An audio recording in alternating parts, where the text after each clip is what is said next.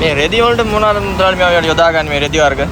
මේ රෙදි මේක ඇදෙන රෙද්දක් මේක ඇදෙනවා.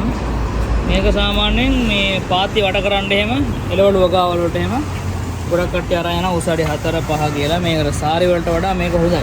කල් පැවැත්ම වැඩි. ඒ හින්දා මේකේ පොඩි හදකර වුණත් මේකෙන් එන්න බෑ.